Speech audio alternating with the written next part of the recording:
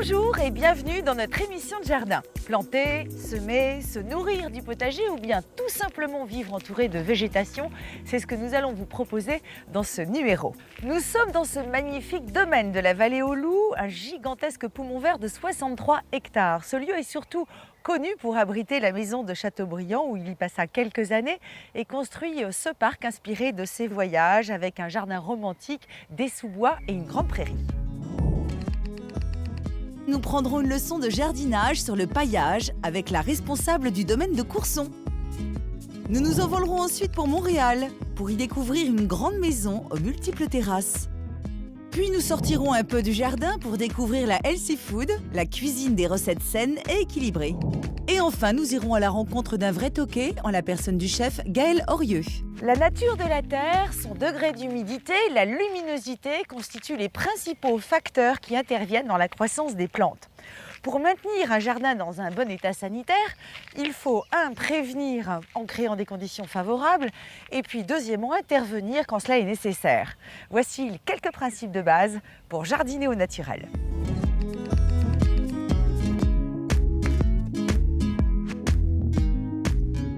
Une fois n'est pas coutume, on balaie les préjugés d'un revers de la main puisque c'est en Seine-Saint-Denis, entre Livry-Gargan et Sevran, que nous sommes partis à la rencontre d'une amoureuse de la nature. Dans un environnement d'ordinaire envahi par le bitume, Chantal s'y est construit depuis une trentaine d'années un Éden verdoyant, calme et reposant.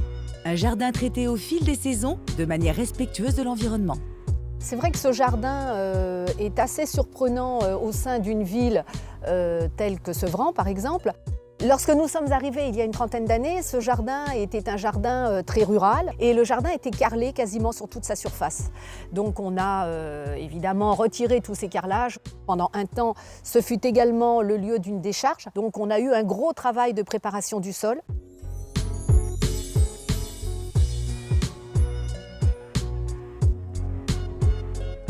C'est un jardin que j'espère assez rassurant au niveau de ses formes. On se promène selon un tracé sinueux, mais toujours dans le sens de la boucle. Ici, c'est un coin de rosiers anciens, Comte de Chambord, Groux-Saint-Nachêne, Jacques Cartier, Salette, Reine des Violettes. J'ai également un certain nombre de roses modernes que je choisis particulièrement pour leur parfum. La particularité de ce massif est qu'il est composé de rosiers grimpants. Dans ce jardin, il y a des haies très hautes. Les haies font à peu près 3 mètres de haut, de telle sorte qu'on est vraiment isolé du voisinage. Et je crois que c'est une des contraintes essentielles du jardin de ville, c'est arriver à se ménager un coin vert, calme, à l'abri du bruit de la cité.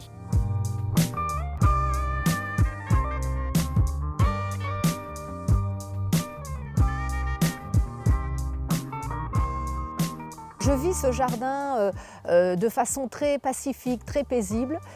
J'ai un métier assez stressant, je suis enseignante, donc lorsque j'arrive dans mon jardin, je m'évade. C'est un moment de calme, c'est un moment où je m'isole complètement, où je n'entends même plus ce qui se passe à l'extérieur. Je n'entends plus les bruits, je suis enfermée dans ma petite bulle à moi.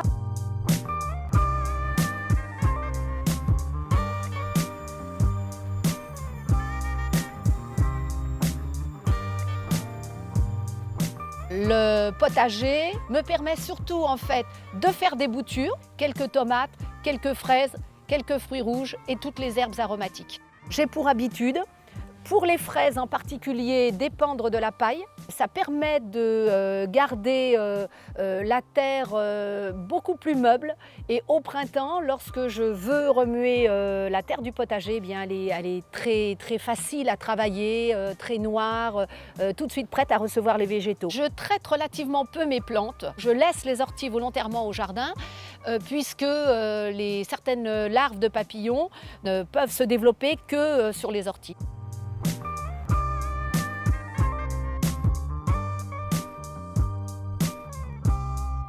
Alors ici, c'est le petit coin du compost. Pour moi, le compost, c'est complètement indissociable d'un jardin biologique. Alors je fais mon compost moi-même de façon complètement artisanale. En l'espace de 3 mois, j'ai un compost qui est vraiment extraordinaire, que mes plantes apprécient beaucoup. Je mélange donc les tontes d'herbes, les feuilles sèches, mais également tous les déchets alimentaires, filtres à café, coquilles d'œufs, les épluchures, etc. Un compost qui fermente de façon normale ne dégage aucune mauvaise odeur. Je dois même dire que ça sent l'humus et que c'est très très agréable.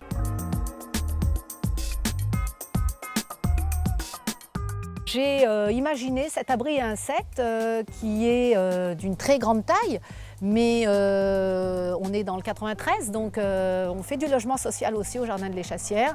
Et tout le monde a sa place, abeilles solitaires, coccinelles, chrysopes, tout le monde cohabite en bonne harmonie.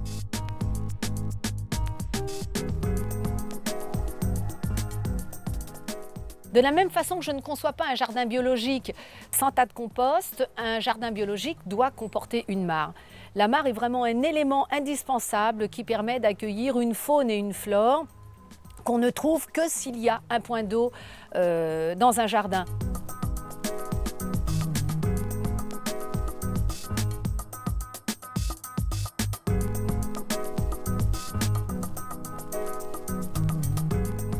Le jardin, c'est vraiment construit en plusieurs étapes et encore à l'heure qu'il est, il m'arrive de remodifier certaines parties du jardin, il m'arrive de repenser à certaines choses. Le jardin est en mutation permanente. Je crois qu'il ne sera jamais terminé.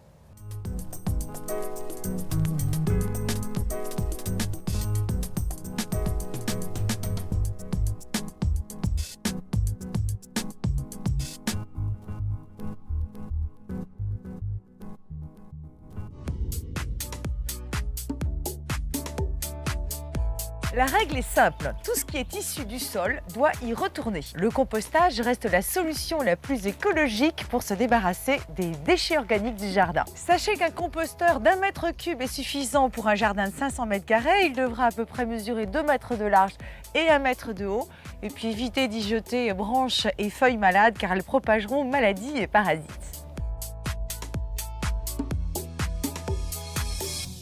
Partout au jardin, les paillis réduiront le travail de désherbage et garderont la terre fraîche en été. C'est notre conseil d'expert.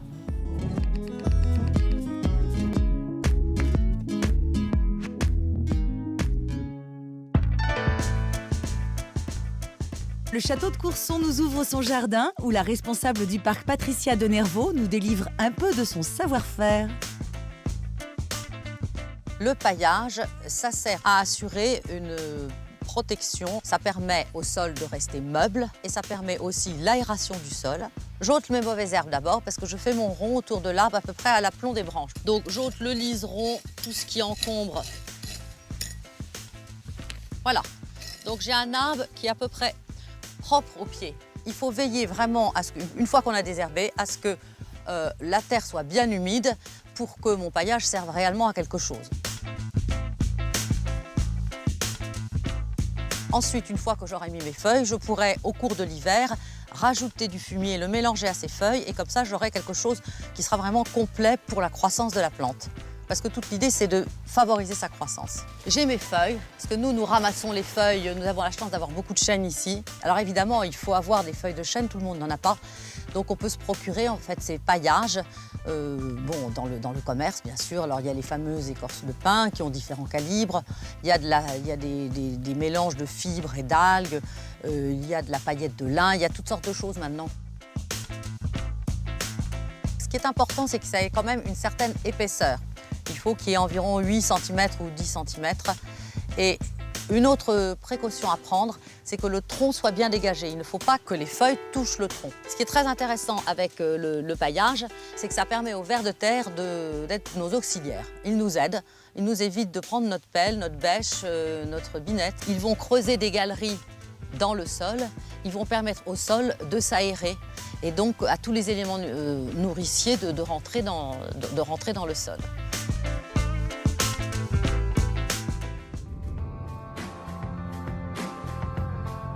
Au printemps, attendez que la terre soit réchauffée avant de pailler vos massifs. En hiver, évitez les paillis clairs car ils réverbèrent les rayons du soleil. Préférez les teintes sombres, elles absorbent la chaleur et la restituent aux plantes la nuit. Allons voir ce qui se passe ailleurs, d'autres tendances, d'autres extérieurs. Faute de terrain, cette belle demeure s'érige tout en hauteur. 5 terrasses, 5 styles différents prolongent la maison sur l'extérieur.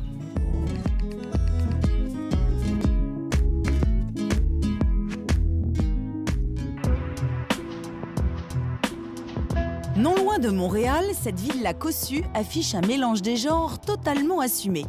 Entre végétal, matériaux nobles et bois, tous les espaces extérieurs ont été soigneusement conçus pour créer des ambiances différentes à tous les étages.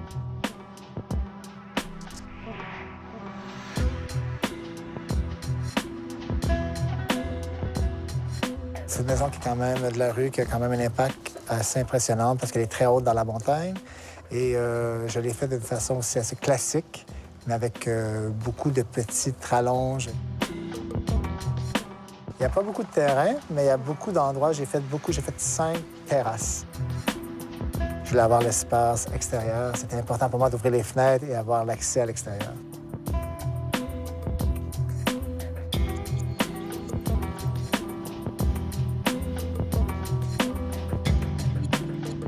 À l'extérieur de la maison, j'ai mis une pierre qui est taillée, qui vient du Mexique.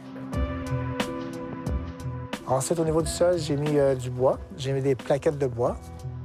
Le bois, pourquoi je l'aimais? Premièrement, j'aime le côté tropique, le côté, je trouve que ça fait un peu resort.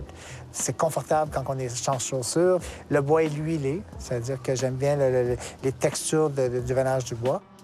J'ai choisi des mobiliers que j'ai achetés moi-même en Indonésie, qui sont de couleur noire, qui était un grand circulaire, mais rendu sur place parce que je l'ai acheté à l'avance. Il était trop grand, c'est-à-dire j'en ai mis une partie sur cette terrasse et une partie sur la terrasse de la piscine.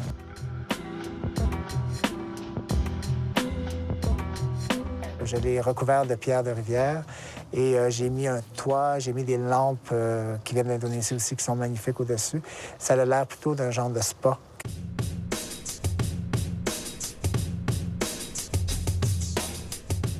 Pourquoi j'ai mis la pierre de rivière, c'est que la montagne est juste en arrière et vous avez vu, j'ai mis les Bouddhas qui fait le côté, je l'ai encore le côté très relax, très zen, très calme.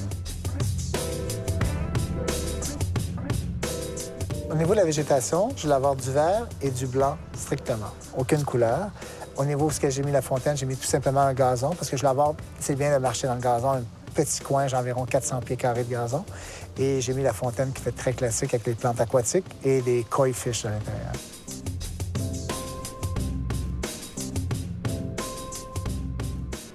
Mais moi, je pense que ce qui est important pour les espaces extérieurs, ce que je fais, c'est toujours l'utilité de l'espace. C'est-à-dire que quand on a plusieurs endroits, ou un grand terrain, un petit terrain, ou plusieurs, comme ici, j'ai plusieurs stations, je vais donner une définition à chacune. Et selon la définition, je l'ai aménagé en conséquence de cet espace-là. C'est pour ça que chaque endroit a vraiment un terme, une définition, puis une fonction.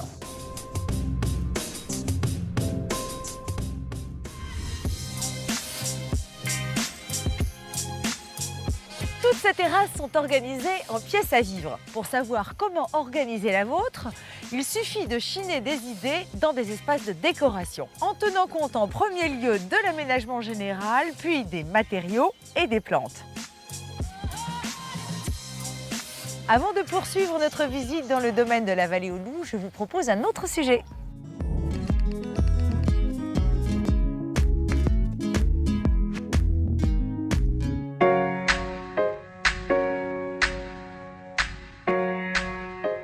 Jusqu'ici, on considérait la healthy food comme étant réservée à des illuminés adeptes au tofu, graines et cure détox. Loin de cette image erronée, les comptoirs bio et autres adresses sans gluten se multiplient. Au menu, une cuisine garantie saine et bien entendu équilibrée. Un réveil des papilles pour nous faire découvrir les pleines saveurs des fruits et légumes. L'idée, c'est vraiment d'allier une cuisine saine avec l'esprit de gourmandise, de plaisir, et dans un lieu qui soit chaleureux, convivial, avec une belle énergie.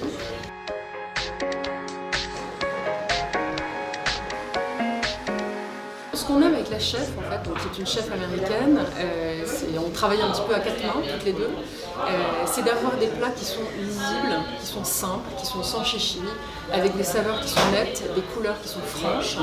Donc on a des tartes qui sont très claires, des tartes champignons, des tartes au céleri, des tartes au panais.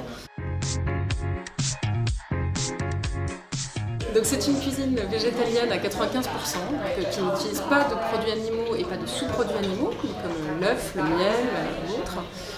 On utilise des ingrédients bio à 100%, des ingrédients de saison, donc des fruits et légumes de saison, les plus locaux possibles.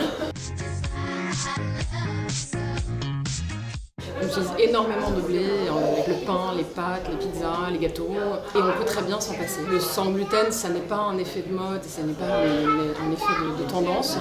Je crois vraiment qu'il y a un vrai problème de santé, les gens sont de plus en plus sensibles au gluten. Manger healthy, c'est aussi apprendre à cuisiner différemment et découvrir de nouveaux goûts. Exemple avec les graines germées, aux ressources presque infinies et faciles à cultiver chez soi. Disons, une graine germée de brocoli, c'est beaucoup plus riche en nutriments que si vous mangez le brocoli entier, donc c'est quand même extrêmement intéressant. Ça apporte énormément donc, de vitamines, d'enzymes, de micronutriments, enfin c'est extrêmement riche. L'idée, c'est vraiment, autour du plaisir, c'est par exemple, je ne sais pas, réinterpréter certaines recettes classiques, mais les réinterpréter, au lieu d'utiliser du beurre, on fait des choses, soit à l'huile d'olive, soit avec de la purée d'amande. On mélange des recettes, donc ici, c'est végétarien.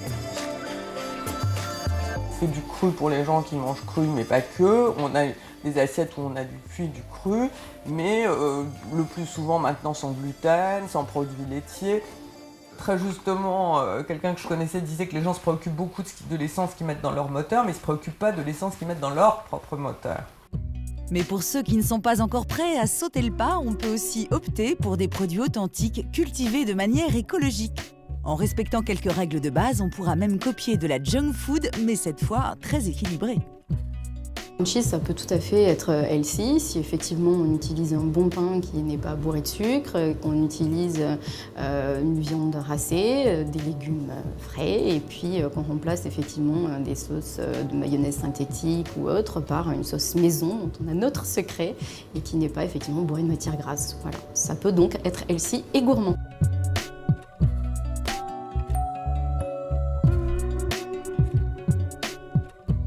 On essaie de servir des produits majoritairement issus de l'agriculture biologique. Voilà, on privilégie les productions locales. On privilégie effectivement une cuisine raisonnée et on fait une cuisine simple mais gourmande et savoureuse.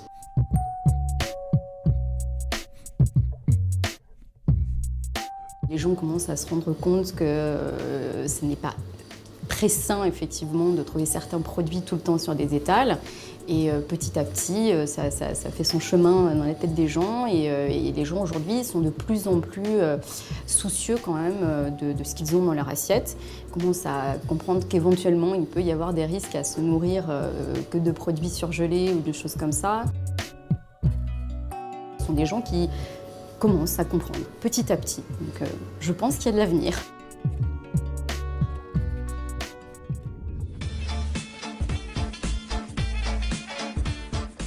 Je vous invite au resto d'un chef étoilé, Gaël Lorieux, pour déguster un bar au Tronnavet.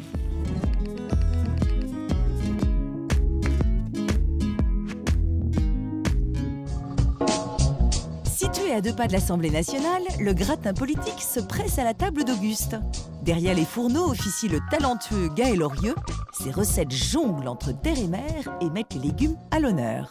Alors moi, depuis longtemps, j'essaie vraiment d'être proche de mon terroir et j'ai découvert des légumes extraordinaires comme l'asperge d'Argenteuil, le chou de Pontoise et qui sont à quelques kilomètres, que j'ai redécouvert, que j'ai cuisiné et qui sont des produits extraordinaires. Et en plus, on a la chance de dire que c'est des produits du terroir parisien.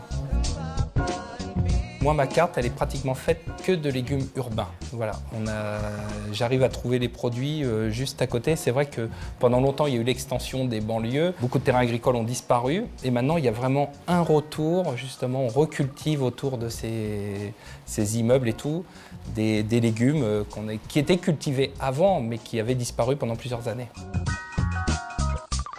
Moi, quand j'étais jeune, vous m'auriez jamais fait manger un navet parce que c'est vrai qu'on on en mettait un bout dans le pot-au-feu et en général, on évitait de le manger ou de l'avoir dans son assiette. Pour reconnaître un bon navet, il faut vraiment avoir un légume qui est très ferme. En fait, s'il commence à être un peu mou, en fait, il faut qu'il soit très craquant et une peau assez brillante. Et pour ce qui est des jeunes navets, si vous avez des beaux fans comme ça veut dire que le légume est très frais et vous pouvez le consommer sans problème.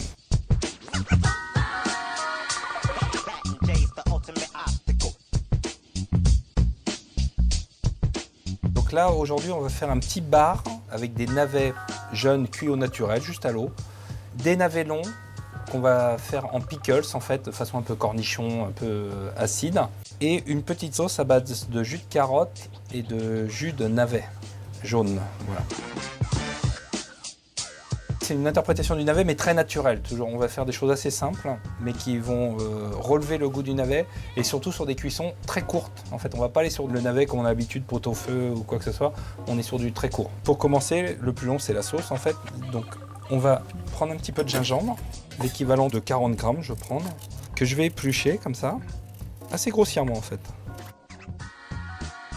Pour 40 grammes de gingembre, à peu près, il faut une grosse échalote, 1 décilitre de vinaigre blanc et l'équivalent de 40 grammes de sucre, à peu près 40 ou 50 grammes. On va tout mettre dans une même casserole, on va faire réduire et on va rajouter du jus de carotte, l'équivalent de 1 décilitre, avec 1 décilitre de jus de navet jaune qu'on aura passé à la centrifugeuse.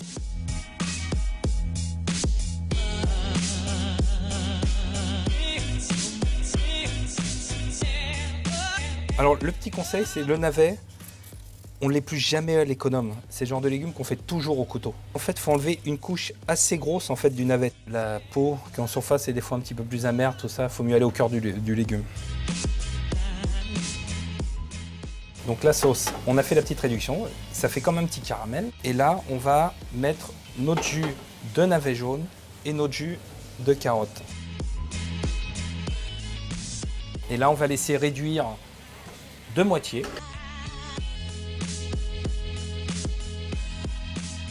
Une fois que c'est réduit, comme ça que ça devient un peu sirupeux, on va passer ça dans une petite passoire. On va repositionner la sauce pour la faire réduire à nouveau. Et là, tout simplement, on la fait épaissir avec un petit peu de beurre. Et vous avez une sauce comme ça, jaune, bien crémeuse.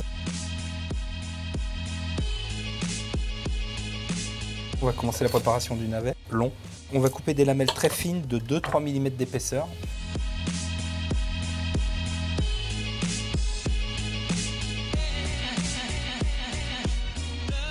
Donc on a nos petits pétales, on va faire bouillir de l'eau. Alors ce qui est important, c'est que le navet, on l'a coupé fin, vous voyez il est blanc. Et là il va commencer à devenir un peu translucide, ça c'est important. Ensuite on va le débarrasser dans un petit récipient.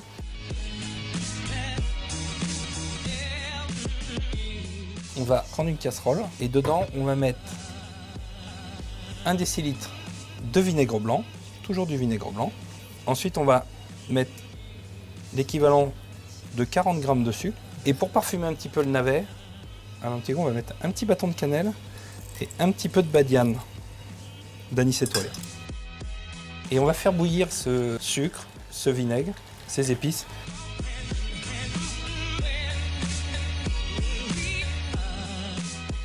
Donc là on va prendre un petit morceau de bar, 160 grammes à peu près pour une personne. Et là on va le mettre tout simplement sel, poivre, hein, rien d'autre. Hein. Un peu d'huile d'olive, 180 degrés. Et là, on enfourne. Voilà. Et là, on va faire juste bouillir de l'eau. On va éplucher nos petits navets et les avoir juste naturellement à côté, comme ça, posés sur l'assiette avec 2-3 petites herbes.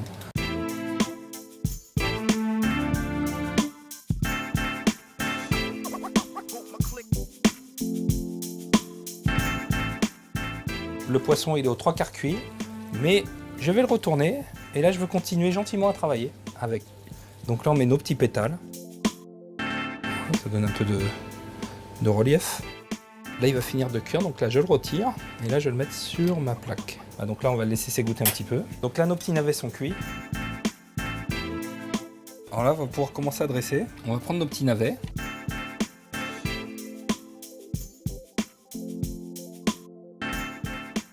Et là, on va rajouter quelques petites herbes et la sauce et on aura fini.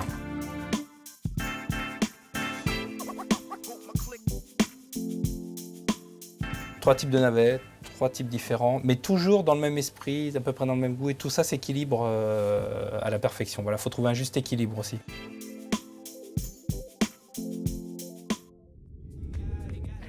C'est le moment de nous quitter. Je vous donne rendez-vous pour d'autres jardins, d'autres astuces main verte, d'autres coups de cœur. En attendant, prenez-en de la graine.